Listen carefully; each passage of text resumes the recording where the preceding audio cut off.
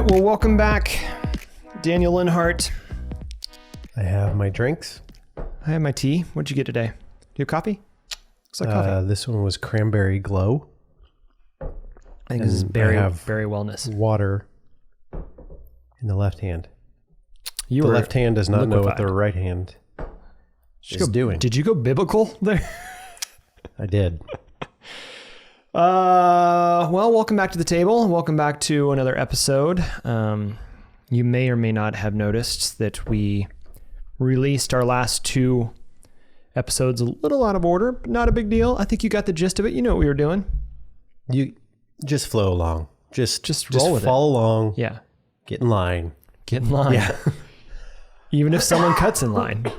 Even if someone cuts in front of you. Don't get upset. Don't push them out. Yeah. Just let it happen. And, just have a posture of grace. Yeah. You might even tap them on the back and say, "Excuse me. Yeah. Are you okay? You should How are you see your way out." Actually, I hate it when people say that. So anyways, we're back with another episode here on Option 5. We've been talking about a lot. It kind of started with this idea of a learning organization. If you went back even before that, you're going to hear a lot of coughing. Yep. Even before that, we were talking about product teams, how cross-discipline teams are the way to do work.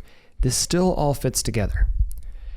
We had a chance to talk to a bunch of other people that were practitioners inside of product teams, whether they were product managers, designers. Did we talk to any developers?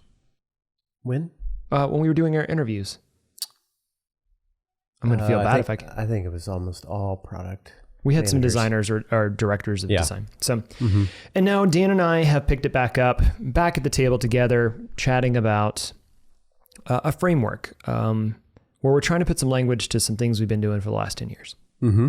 So welcome to the conversation. If you haven't, you should go back and listen to the last 3 or 4 episodes to at least have any idea what we're going to talk about today. To recap it, there'd be a lot. Yeah. I mean, maybe we should give a real quick recap of what we've talked about so far. Do you want to do that? You do it. All right. Sorry. Hold on. I'm going to take a drink of tea. Yeah. I see you looking over there. And if you haven't already checked out... No, I'm looking in the left quadrant of my brain. That's fine. Well, I'm going to riff off of it anyways. If you haven't already subscribed to our YouTube channel, you may be listening to this podcast on your favorite podcast platform of choice. Mine happens to be Pocket Cast, but you could do it on Spotify, iTunes. I don't know. There's a bunch of other spots that we're on, but we're also on YouTube. And kind of a little bit of an announcement. We took the episodes that were on the Crema channel. Mm-hmm. Those have been taken down. Do not be alarmed. They're still available to you. They're out there. They are on their own YouTube channel. We decided to go ahead and spin up an Option 5 channel that is dedicated to just the episodes of this podcast, really since the beginning when we've been filming them. So if you are watching us on YouTube, check out our background today. It's messy. You could throw it in the art category. Or advertising. I think that's probably an ad. You could say that advertising is an art. Yeah, sure. And maybe even art is advertising. Ooh. Maybe you want to sell a second painting. That's true. Starving artist is a real thing. You better make sure your first one's good. It does really make me want some sugar right now. What's wrong with sugar? I'm just trying to back off on sugar. Really? Well, I'm saying What'd you have for lunch today?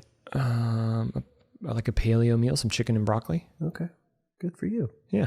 I'm doing better. Yeah.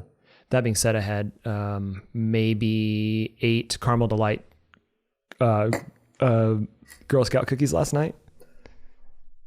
Hey, that's better than having 10. Yeah, I did. And maybe at one point you would have had 10. I did not eat the whole box. Which is easy to do. Oh, man. I like Thin Mints. They are so good. We got some too. This little girl came to our door and we are a sucker for Girl Scout cookies at the door. I think my favorite is it Lemon Delights? Those are good. They've changed the names of a lot. Lemonades. Those are tasty. Favorite. Those are tasty. I really like it.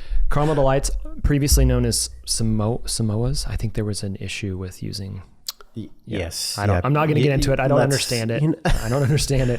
Why open up a can of worms? But Caramel Delights are my favorite. for sure. They're fantastic. Coconut. Okay, so real quick recap. We've been thinking about what has made Crema, what has made us successful over the last 10 years, what's made the work that we do draw people in to want to work here, retain people to stay here, and to serve our clients really, really well. Why have we had many of our clients say, we want to work even more like you, so help us to do that. So we're trying to put some language, some words towards how would we describe the stuff that maybe we kind of accidentally, intentionally, and we begged, borrowed, and stealed from stealed is not a word, stole from others, to kind of start to think about a framework, a way of packaging these things. As it stands now, the kind of theme is about learning and changing and adapting in order to constantly improve. And that happens through three pillars or vertices, or kind of three structures. Can't use that word. Three elements. There you go. We'll stick with that for now. Elements. So maybe molecules, compounds. Yeah. Actually, somebody did say that my in the talk that I gave last week, the diagram that I drew looked like a molecule structure. So yeah, I mean, when you have circles, with and lines between them, it's like Tinker Toys all over again. Love it. So what are those elements? As it stands now, we've been thinking about them being postures, disciplines, and structures. So we've already covered postures and disciplines. Postures are basically your mindsets. What are the things you're thinking about? What are your attitudes, your feelings about the way that you're doing your work? There's lots of ways to check in on those things. You can just purely ask, how are you feeling? Giving people actually a set of words to maybe pull from is really helpful, and to not make it binary. So it's not a one thing. It's actually kind of multiple things, or spectrum of ideas or mindsets. Think of it as like your general disposition that you bring to the workplace. Yeah. Whereas feelings are part of it. Feelings can be fickle, and they can change from 9 a.m. to 5 p.m. I can change in the meeting. Yeah. My feelings have changed now. Wow. That's not I'm true. pretty much the same. But I just wanted to just kind of throw that out there, that it's possible. Your disposition, think of it as like the general disposition around the collective team that you bring into the workplace. Right. And maybe you define what that disposition is. Maybe we want a disposition of curiosity, confidence. Maybe you want a disposition of quick, fast moving. Like that's just part of who we are. Move fast and break things. What is that posture? What is that general disposition that we want? Oftentimes, that disposition, that posture will be reflected in your values. It'll be reflected in maybe things that you say a lot. So that's postures.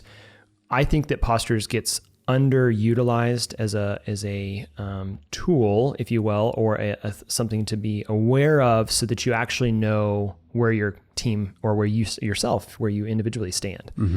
Second thing is disciplines. Disciplines really shape your postures. I think we realized. And disciplines are about the activity. What are the things that we're doing? They may happen on a regular basis, which kind of creates a habit, a discipline that turns into a real habit, or it may be just something you're intentionally leaning into. You want to make a change in your activity. You want to do things in a different way. We know that habits rule everything in our lives. Most of the way that we think and the things that we do are habit loops, just happening over and over again. I think I read something recently. It said 40% of your day is exactly the same as yesterday.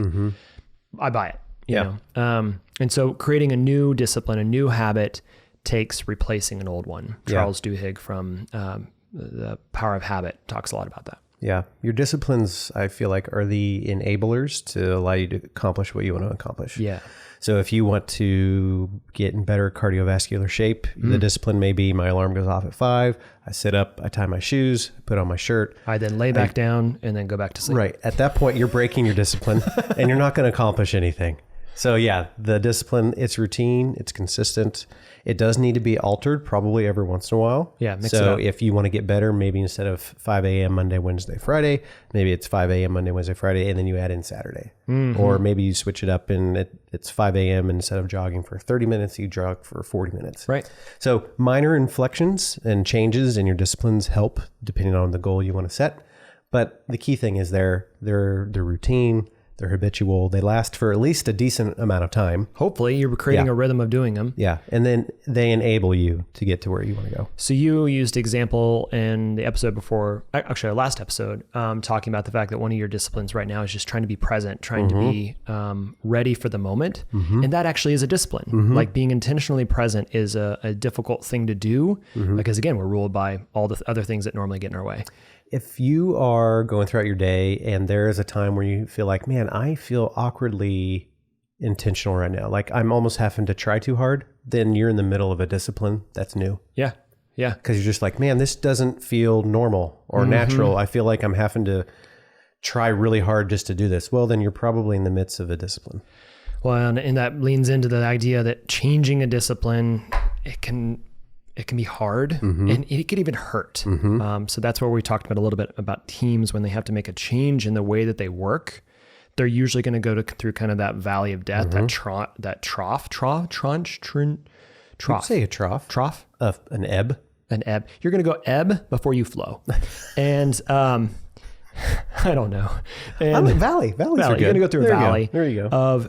of having to kind of have the grit to stick through that change before it creates a habit that actually leads you to thriving. Yep. So that's disciplines and postures. We then previously talked about kind of a flow of the process of things. So just a very quick recap on that, because there's a bunch of items in that, so I'm not going to go through all of them in detail. But effectively, the kind of process that we see you need to go through in order to be prepared to adapt and change, or to know what to adapt and change, includes the initial step of just paying attention, keeping your mind focused or tuned to the right things so that you're actually looking at what can change or what should change. Going from paying attention, which is more of a passive activity, to an active activity of collecting. So how can I collect ideas? As a designer, I used to collect lots of UI inspiration, user interface inspiration from all over the place, or I would try lots of different experiences. So I had a collection of experiences that I could pull from to then make the decision to try in whatever project I was doing. Paying attention, collecting, that's kind of your activity of gathering ideas. Then you have to decide. So you have to make a decision on, I'm going to lean in, I'm going to make a change, I'm going to do a thing. And from that decision comes an experiment. So at that point, you're actually saying, I'm running this experiment. You can put parameters on how long that experiment lasts, what you're doing in it, what are the success metrics, or, how long do we just think we have to stick with it before we'll see some return, fail or win? Right. Then iterating, of course, that's very much the lean cycle. So iterating on your experiment and either saying, we need to run that again to learn something different, or we need to refine and improve it, or et cetera, et cetera. So that's just that kind of secondary loop of working on something.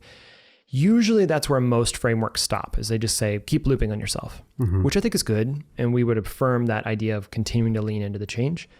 But we added one additional one, which is either teach or share. So once you learn something, either that it was a win or a fail, or some type of result from the outcome of your experiment or your decision to do a thing, now share that with somebody else. It could be I was experimenting with something personally, and so it worked out, and I really want to share it with my peers so that they can also have this benefit. Or it's a team says we're going to do more retrospectives, and we did our retrospectives in a new way, and it worked really, really well, and so we want to share that with other teams. Or even organizations sharing their data with their market so that the market as a whole can grow. It can happen at those different levels. Yeah. Interdepartmental learnings of being able to say, because if a team in your organization, and if it's small, this is probably not as big of a problem, but for those organizations that are fairly large, and information is collected on, like, if you want to use the term front lines, being able to have two-way communication, because communication for the most part is coming top down, but it needs to come top down and bottom up. There needs to be a two-way street there. And so if communication is getting stuck either way, one of the best ways to do is just share the information. Even if you feel like, I don't know if I have anything to really teach someone or improve someone, just the fact that you're sharing can generate more ideas. And when you share, you kind of have to force yourself to learn what you really think. Yeah. Yeah. It's Which is more of kind a of what we're learning- doing right yeah. now. Yeah. It's more of a learning process probably for the sharer than anyone else. Oh yeah, totally. That's a great word. So where does that leave us? The one thing that I didn't actually describe, which is what we're going to work on today, is structures. So if you think back again to disciplines, postures, and structures, what do we mean? This is the area. What comes to your mind, George? Oh, you're when going you to hear the throw word? it to me. I am. Dang it, I was going to throw it to you. That was my whole idea. What comes to mind? For me, a structure is something that is difficult to change quickly. Not that it's good or bad. I don't know that it has a value. It could be either good or bad. You may have structures in place that are positive or negative, and they're probably on a spectrum. Right. But they're more set in stone in some way. So when I think about structures, I think about, for us at Crema, would be our mission, vision, values, right? Those are things that are pretty well established. We've had them for a long time, and we're not planning to change them anytime soon. Those are written down. I think of a lot of organizations have a pretty structured org chart. So leadership is set up in a certain way, either in a very top-down approach where there's a lot of micromanagement or, managerial departments, or your org chart is very, very fluid and more network. Right. You've defined a way of how you're doing your work. Your space. So our environment is another structure, like our office. We don't change our office very often. It might get tweaked. We might add something here or there. We might change out monitors or whatever. But where we sit, what we do, those are pretty constant. Yeah. It's almost like structures are, and it's interesting. It feels like you have to use confining words, limiting words to describe something that's actually enabling and clarifying and probably freedom giving to a certain extent. Yeah. So if someone comes new on your team and you have a fairly innovative culture and you have a fairly, you're okay giving people the freedom to explore, try new things, especially things that really, if there's failure, it's not going to cost you much. Sure. That can be, that in of itself without constraints can be confining if they don't know, what am I allowed to do? Yeah, right. Creativity without constraints. Exactly. Man, it's so hard. The moment they ask for, what are my, clarify what is okay and what's not okay. And even, clarify why is it not okay or whatever. Right. If someone has that, now they have the freedom to go and explore within those constraints. Yeah. Because if you think about it, anarchy, there's no constraints. There's no government. Yeah. Just everyone of themselves. What do you get? You get Walking Dead. You get cohorts of people that just trying to survive. That are trying to survive. They're creating probably laws that are self-centered, selfish. They're just looking out for themselves, basically. Yeah, right. But really, when you have guide rails or you have guidelines, principles. Yeah. And a lot of times it's because, especially if you have a healthy culture, it's like you might outline guardrails that are to protect your culture, the thing that is good. Yeah. Without those guardrails, the thing that is good that everyone wants is going to start to change. It might morph into something that you're not really proud of anymore. And so structure, yes, it sounds kind of confined. It sounds rigid, but really that, I guess, quote unquote, rigidity can create a lot of flexibility, a lot of room to explore. And it's awesome because it allows you to do exactly what you said. When you think about our postures and our disciplines, those can change a lot more frequently, and they should maybe, right? And they will, And so, but if you have something to anchor yourself back to, which are your structures, it gives you that kind of source of truth in something. Yeah, I've got a home base. Right. I've got a home base, something to tether myself to where if an experiment fails or I try something new. Oh, I thought I turned off the beeper. The alarms go off. Dang it. That's not true. If you create structures, alarms don't go off. Hold on. I'm going to reset the camera. One day we'll buy a camera that doesn't need to be reset. Excellent. I think it goes along with that quote. I'm probably going to butcher it, but it's the idea that without individuals, nothing gets done. Without institutions, nothing lasts. Ooh. And I would say most people don't like the word institution. No. When you think about institution, especially you're in like, modern day. Yeah. Bureaucracy, red tape. But the idea of an institution is something that is ethereal and bigger than yourself and that will outlive you. It's a legacy almost. That's kind of the idea behind institution. So structures can help form, what are those guardrails that create this protective, not covering, but just protective area or sphere, safe space. Yeah, I like the home base or the anchor that really allows what we love and hold dear to remain as we continue to explore. It's almost like pioneering. Oh. You know, it's like you have a home base and I'm going to go explore. Right. I'm going to explore. I'm going to map the terrain, but I know what I'm coming back to. Right. So there's danger, there's risk, there's excitement out there, right. New discoveries. But there's a safe place to come back to. And so structures kind of give you that. Yeah. I think I've probably viewed structures. We talked a little bit about whether or not structures were oftentimes blockers and constraints. Right. And they can be. They totally can be. They can go wrong. They don't have to be. And I think one thing is all these things are really important to just kind of name or recognize or pay attention to if we go back to our process. Right. And so paying attention to what structures do you have in place? And then taking inventory in some ways of, is this a structure that's helping us to thrive? Or is this a structure that's actually putting a constraint or blocking us from thriving? Right. And that's going to be different for every organization.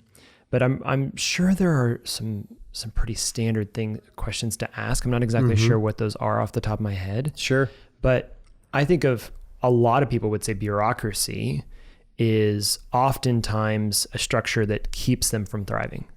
Yeah. When I think of bureaucracy, I think of structures or policies that are put in place to allow people with power to hold power. Right. And at that point, that is one, that would probably go against what most cultures stand for. But over time, if things are left unchecked, right, if you don't do retrospectives even on the structures, yeah, people that have been in a place of power for long enough are going to, that's when that bureaucracy sits in. And so I think when we've talked about our own org chart, we've said this is not to describe or create confines or hierarchy. This is just to communicate clarity. Yeah. This is just to communicate and to be clear, who has a connection to who. Right. Most people, I would think, when they come in, it's like, who am I accountable to? That's a good question. Well, you're accountable to this person. That creates a connection. Like in the organization, I now have a connection to you, and that happens to be you're my boss. Yep. I'm accountable to you. Yep. But also the boss is accountable to the employee. Right. Provide resources for growth and to have regular checkups with you. How are you flourishing? How are you doing? There's mutual accountability. So org charts don't have to be chain of command hierarchy. Right. It's just a clarifying tool. Oh, I think it's really good. I think I know people have a gut reaction to thinking about these things. And I think we want to, as much as possible, we want to stay in the potentially positive mindset or posture towards this stuff, because it can be really good. And if you are thinking about that, most of these things were put into place, most of them, not all of them, with the best of intentions. Right. Right. So we wanted to create a place where you knew what your role was. So we created a department. Well, there's nothing wrong with departments innately, but departments have become a place of siloing people. Right. So that structure can slip to, over time, being something that's actually not helpful. So I would say bouncing the structure off of your what's helping your organization to thrive, and are we seeing enough perspectives, and are we removing silos, are we checking our posture, are we actually constantly growing, is a way to really ask yourself, is that structure serving us, or is it actually holding us back? Yeah, I think what you just said there is a great segue into, so there's this article that was done, or a study that was done at the University of Belgrade. I may have said that wrong, Belgrade, where it talks about the symbiotic relationship between org structure and org culture. And I love what they said, is that the idea that your culture from the beginning will help define what your structure should be. Yeah. And as you get bigger, your structure will start to affect your culture. And I think that's where those checks and balances come in. So I can only imagine, say, okay, we'll take Crema, for example. We started with 2, 3, now we're at 40. We love our culture. There are things that we will live and die for certain things about our culture. It's like these things have to remain true. Yep. But we also know they start to express themselves different as your org grows. Right. And as it grows, structures change. And don't pretend that's not going to happen. Right. And so whereas a company might start out with more of a functional structure, meaning like everyone in the HR department reports to the VP of HR. And it's like a long ladder of management. And then everyone in the finance reports to finance and then so forth. And so you have basically what are silos. Yeah. And if your company originally started out to where it's like, we didn't want to be this way, we wanted to be more collaborative, then you might want to take a look at how the structure is now affecting your culture.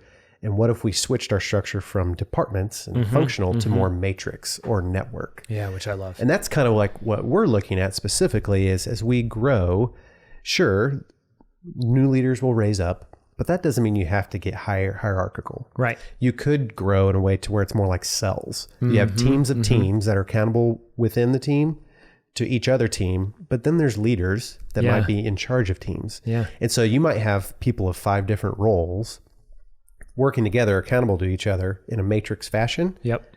That then have coaches or managers that they report to grow and to develop. Yep.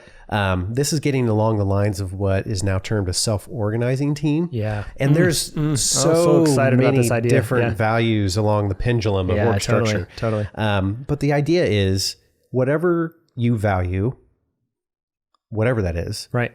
have your structure reflect the value and just continue to keep it in check.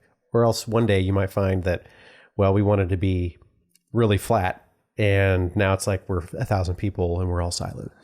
Yeah, that's true. And everybody's sitting by themselves. And that's when, things that are kind of synonymous with bureaucracy come in. Things are slow moving now. I have to have a piece of triplicate with the blue copy, yellow copy, white copy, pink copy to get approved budget for a printer. Which again or creates printer ink. Creates whatever that is. Yeah, so many blockers. Yeah. So, okay. Everyone wants to be quick. Everyone wants to be nimble. Everyone wants to be fast. Agile. Your culture and your structure, if they are out of whack, those things won't be able to be accomplished. And so it's a lot. It's a lot. I think this is a really complex one. And it's the hardest thing to change. Well, going back to they change. It tends to be something that if you do try to change it quickly, it can really hurt the culture. It messes with people's emotions. So Zappos, I don't remember when this was, and somebody can fact check us on this, but Zappos turned to being a self-organizing organization. Yeah. There's a name for it. Holacracy. Yeah. That's been 8 years ago? Mm-hmm. Yeah. It's been a while. Yeah. I don't know if they're still that. They may have adapted back towards it, but fact check me on this. I probably should just go Google it now.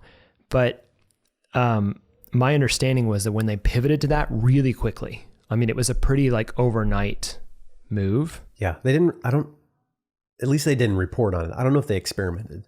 It was pretty quick because I think they were like, we either have to go all in or we don't do it at all. Right. That's fair. But my understanding was it was almost a complete 100% turnover because people were like, we don't know how to work this way. This isn't the company that we worked for before. Right. And so that was such a massive structural change. That was like breaking a really important bone in your body. You know, it was very difficult to say, that's not going to heal fast and I'm going to be out for a while. Right. And so maybe once it did heal, it was stronger and they're confident in working that way and they can work that way. I know a lot of other organizations that have that type of structure, but they didn't start that way. And so it was harder to get there. Right. My suggestion most of the time, either from a leadership perspective or even from a ground up perspective, is that if you start working on your postures and your disciplines and you start shifting those towards adapting your structure to what you want it to be or setting a goal for where you want to get in your structure, then you give the space for that structure to change over time. Yep. So we do want to be a more, self-managing team. If we, even internally at Crema, we're not a self-managed organization fully yet, but let's say we wanted to go there. In order to move to that, if we pulled the Band-Aid off today and just said, hey, FYI, I'll get to self-manage yourself and there's no constraints to it, that would be anarchy. Really bad. Yeah. But if we start shifting small, maybe on one particular team or maybe in our leadership team or whatever that is, towards this new mindset, maybe a new set of disciplines that starts to affect it. Mm-hmm. And we're only 40 people, that change will probably happen in a relatively quick period of time, but not overnight. Yep. So we won't break a bone, we'll build a new muscle, right? Yep. It'll hurt a little bit as it changes, but it's bearable. Mm-hmm. And so you can slowly move that structure to what you want it to be, Right. Rather than going, we're going to change the whole org overnight. Right. It's really difficult. I mean, if you think about it, it's like you're asking, you just need to be able to answer a few questions. What am I responsible for? Yep. Who am I working with? Who am I accountable to? Right. And what are my guidelines? Yeah. So there was the study in the Harvard Business Review. It's been a couple years back. It was talking about GE's healthcare, one of their healthcare groups. It was a really long title. I'm not going to even try to describe that. Basically, what they did was they gave them a more confined time frame and budget and said, be creative. Right.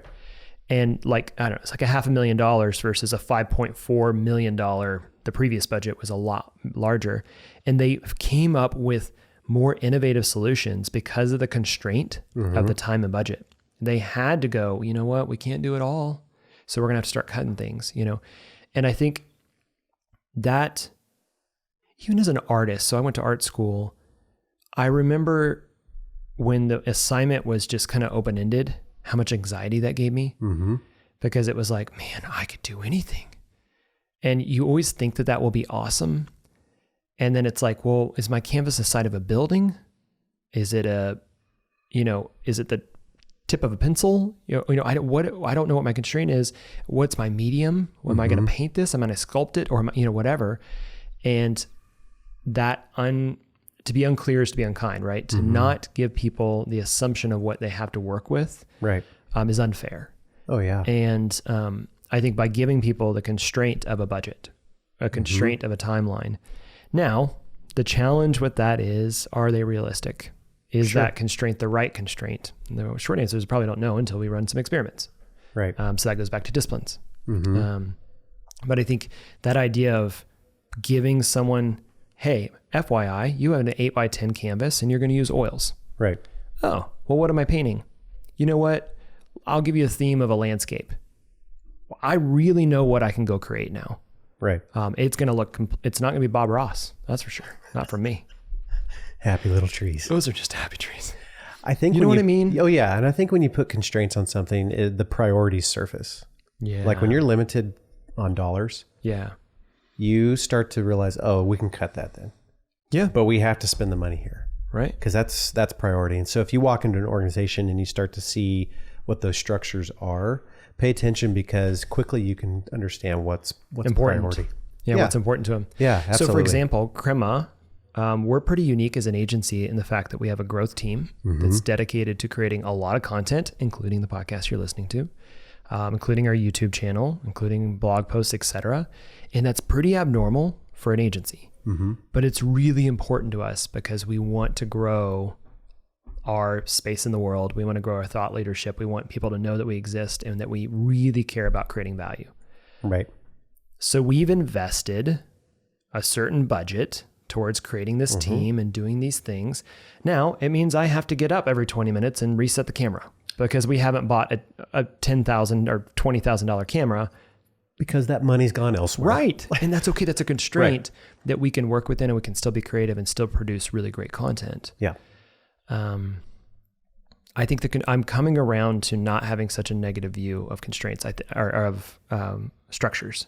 It would be an interesting experiment to pick a day or whatever and just try to observe the structures that are just in your life in general. Yeah. At home, at work, when you're in the car.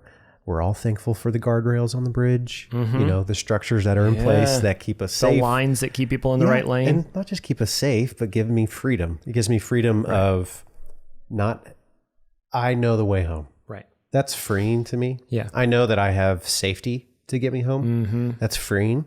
I'm sure there's probably a number of structures to where if you just paid attention to them, you could discover that, wow, look at all of these guardrails that aren't confining at all from like Yeah.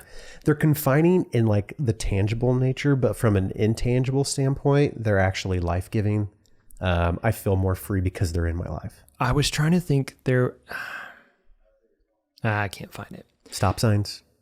There's this Street light, idea that you know. like people want freedom, and they think, again, they think that's anarchy, or they think that that's remove all rules. And yet sometimes the rules are the most freeing thing.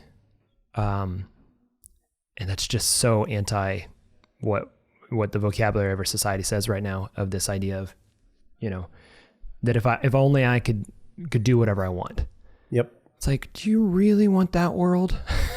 Right. Yeah. Do you realize what people would really do if they could do whatever they wanted? Mm-hmm. And I think that's the same in the workplace, or for you individually. If you really could do whatever you wanted, would you make the right decisions? Would you, where would you spend your time? Where would you prioritize? Yeah. And how annoyed would you be if the person that you needed something from said, well, I can do whatever I want myself. Right. I don't have any guidelines. I don't have any constraints. Yeah. I don't have any structures. I think the selfishness of humanity would come out in Gosh, droves. This got real philosophical real fast. So one, in the last few minutes we have, one thing that's helped that's helped me in my head of trying to keep, so what's the connection between postures, disciplines, and structures? And analogies are fun. So we created this analogy of a basketball player. So sports. Yeah. So here we go. Walk down this lane. Here we go. You've got a student athlete in high school, and this is going to become a very common experience to a lot of people in America. So totally, it's a very everyday thing. It doesn't have to be basketball. Pick your sport, but for us, we picked basketball. You've got a student athlete that walks into the gym. Mm-hmm. So initially, she's got a posture. She has a posture of, I want to be punctual. Yep. She's got a posture of, I'm ready to work hard. She's got a strong work ethic. She's dedicated to her team. Yep. So she's brought a posture to practice. So practice starts. Well, actually, before practice starts, you have a coach reviewing his practice plan. You have players warming up. Practice is about to start at 3:30, and it always goes till 6:30. That's a discipline. And it's Monday, Tuesday, Wednesday, Thursday, Friday. So there's this rhythm. Mm-hmm. There's this rhythm of, I get my ankles taped because my ankles are flimsy for whatever. I don't ever tape my ankles. You get your ankles taped, you walk in, you have a warm-up that you maybe have a specific warm-up you do, and then coach blows his whistle. You all gather at center court. Practice is about to start. It's at the same time, same place, same warm-ups happen, same practice routines happen. Yep. It's a discipline. Yep. It's regular. I can expect. The coach doesn't have to tell me that practice is happening today. I know it's happening. Yeah, right. Which is why I never played for the high school. Structures come into place when you think about the rules and just the lay of the land, or the field of play, or court of play, I guess, of basketball. Yeah, I like it. You've got the 3-point line, you have the free throw line, you have the basketball, the rim is 10 feet high. The court is the same size. There are the rules for everyone across time and space, that if you travel with the ball without dribbling, that's called traveling. That's the a other rule. team gets the ball. That is a structure. Yeah. If you hit someone on the wrist, that's a rule. It's a foul. They get the ball back. I'm learning so much because I really don't know how basketball works. But it's not just that. It's also the traditions of basketball. Sure. Basketball was invented in 1891 by James Naismith, and a lot of the rules have changed. So structures have changed. Yeah. But a lot of them are also the same. Yeah. And so as the basketball player walks into the gym, she knows, here are my constraints. Yeah. I know where the 3-point line is. Mm-hmm. I know where the paint is.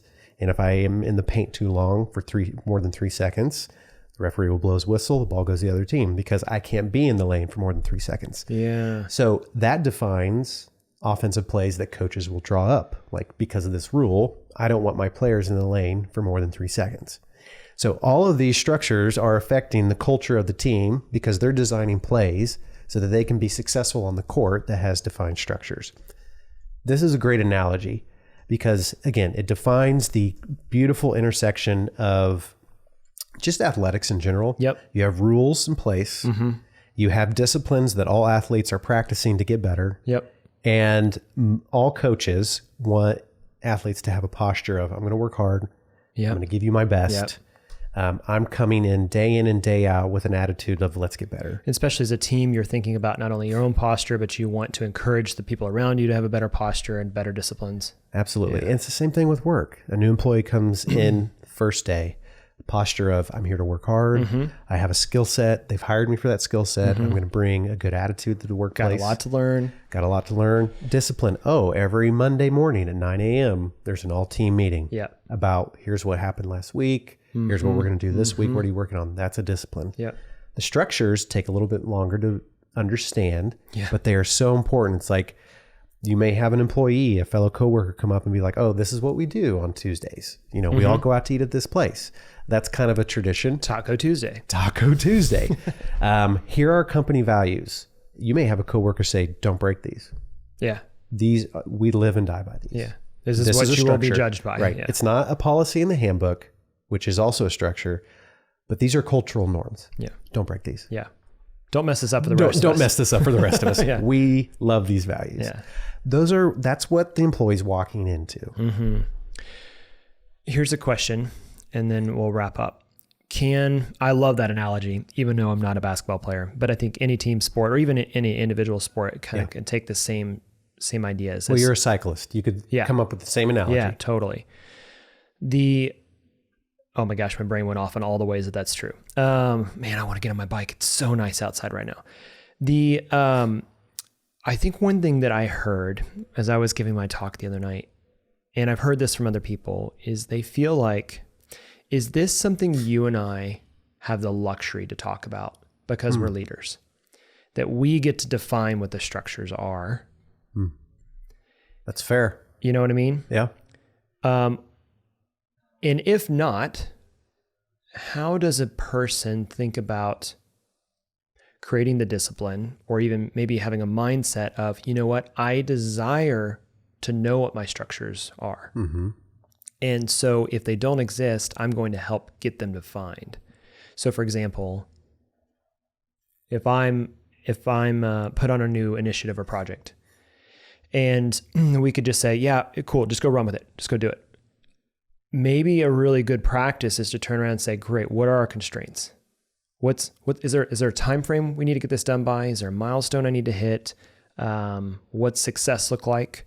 And do we have a budget in play? Well, you just basically asked for your structures. Give me the rules of the game. Yep. And maybe nobody's defined those. So then it's even if you're not a leader, to step in and say, well, you know what, let's go ahead and give ourselves a constraint. Let's give ourselves a structure to work within. I know we have a budget in this department or in this section of, $100,000. So let's take $5,000 here and see what we can do in the next 3 weeks, 4 weeks. See what you can do and run that experiment, but give yourself the structure. I think by naming that structure, even for yourself or for your particular team, you don't have to ask for the permission of the leader to define the structure for you every time. Right. Something I'm noticing in the conversations I'm having as we're testing this language with other people is one, they say, either this won't work because my leaders will never go for it. It's fair. And that is going to be a constraint. Absolutely. It's a structure that's in place that maybe over time you can change with some disciplines and postures and maybe proving some results. But the leaders don't want to go for it. Or my leaders haven't told me, they're not clearly communicating what my constraints are. I don't know where my guardrails are, so I'm just not going to move. I don't know how safe it is. I don't know how far I can walk before I'm going to go off a cliff or before I'm going to get, smacked because I got in trouble because I went too far. Yep. That wasn't. You just hit a structure right there. It was structural. You know what I mean? Yep. And so I think, like you say this often, to be clear is to be kind. It's how, as much as possible, seeking that clarity of, great, tell me what I've got to work with. What field of play am I walking into? Right. here? Right. And I think that's maybe something I would encourage you, whether you are on the front lines, on the quote unquote bottom of the totem pole, or you are in a leadership position, or maybe you're going up the ladder towards a leadership position, or if you're in a matrix style self-organized organization. Yep. Make a discipline, create a mindset where you go, we need to know what our constraints are. We need to define some structures for ourselves so that we can be super creative in that space in between. Yep. And just understand it's gonna hurt. It's gonna hurt as you change it. It's gonna hurt as you try to define it. And you'll probably be wrong the first couple of times. That's okay. We didn't have our mission, vision, values until we were 4 years old. 5. Something like that. Yeah. We survived. Yeah. But now we're flourishing. Yeah, absolutely. You know? Because I think as you start to work the way that you want to work, sometimes those things, bubble up. Yeah. They emerge. I would say if I were to give you tips on how to implement this, especially in a work environment where you think my work environment is definitely not like this, yeah, is what are the things you can control? You can absolutely control your posture. Yep. That is something you have 100% control over. It may be hard to have a good posture in a bad environment. I get it, but you can still have one. We've all been there. For the most part, you can control your disciplines, particularly your individual ones. Yep. You can probably have a significant amount of influence on your team disciplines. Yep. Or even suggesting the team does new disciplines. Exactly. Throw out ideas. When it comes to structures, the best thing you can do, in my opinion, is ask good questions. What are the rule? How far can I go? I would love to do this for you, Mr. Smith, my boss, whoever. I think our organization would benefit so much from this. Can I do this? Yes or no? Yeah. If yes, what are my constraints? I think in order to be successful, we would have to do this, this, and this. Right. After that, all they can do is say no, or yes, but, or yes, and. Yeah. But it's up to you to try. So what do you have control over? Yep. The things you don't have control over, suggest ideas. Ask questions. Be creative. Yep. I like that you said suggest ideas as well. We run into this at Crema. People will say like, I don't like the structure. The way that we're doing this is wrong, or this doesn't align with our values. Right. Okay. I appreciate your perspective. Suggest an idea. Yeah. What would you change it? Yeah. Yeah. And don't always lead with the leader should fix this for me. It goes back to JFK's whole, and ask not what your country can do for you, but what you can do for your country. Yeah. What? Right? Ask what I can do to help the organization. Yeah. I can make suggestions. Yeah. Now, I get it. There are environments where they may or may not listen to that, but leaning in with that and then proving that returns and results, you're going to get someplace. Yeah. There's a difference between a complaint and a problem. If you know a problem, then you're submitting a solution as well. If you don't submit the solution, you're complaining. I'm going to have some humble confidence there. Yeah. We'll get into that next time. This is really good. That was good. This went, honestly, transparently, this went a little bit better than I thought it was going to. Structures has been the one that everybody's like, I don't get it. I don't know what to do with that. And I think we're getting closer where we're finding that language. So, thank you guys for sticking with us on this journey as we explore these ideas. I know there's several of you that have reached out and said, I happen to pick up listening to Option 5, and every new episode, and I didn't tell you this actually, somebody ran into me and said, every new episode, literally the timing couldn't be perfect, that what you guys were talking about is what we were dealing with and we didn't know how to address it. And that's awesome. It's just cool. I mean, who knew? We're just sitting in a room talking. So we love that feedback, and we'd love to hear more from you. If this is helping you, if it's confusing, if it makes sense, etc. Shoot us an email, option5@crema.us, or definitely go check our website out, crema.us/option5. I think at one point I was saying crema.us/podcast. I think we have a redirect. Either one of us, we'll get there. Give us your feedback. Tell us what you think so far about where we're going with this whole idea. If you are listening to this on iTunes, definitely give us a 5-star review. That really helps iTunes to tell the world that we exist. And that is the primary driving factor to us growing this. So we'd love more reviews. Even if you don't listen to it on iTunes, you probably have access to iTunes. Find us, give us a review. That'd be really helpful. 5 stars, please. And then if you can, share it. Share it with your... Oh, got a little choked up there. You okay? Yeah, I'm good. It's all right. I know. Share it with an emotional moment. Your bosses. Share it with your coworkers and your peers, your community, and tell them that hopefully this is something that is helpful for them to do the best work of their lives. Thanks for listening. Yeah, thank you. Well, until next time. Cheers. My name is Laura Artman. I'm an administrator here at Crema. My role includes accounting, payroll, benefits admin, culture and events planning, and more. I mostly work with other members of our operations team on a daily basis. I enjoy working at Crema because of the power of my position to positively influence the lives of those around me by co-creating an atmosphere where my teammates can thrive as humans. Option 5 is a podcast by Crema, a digital product agency that creates web and mobile apps for disruptive companies and industry leaders. We believe that design, technology, and culture can help create a world where individuals and companies thrive. Learn more at crema.us.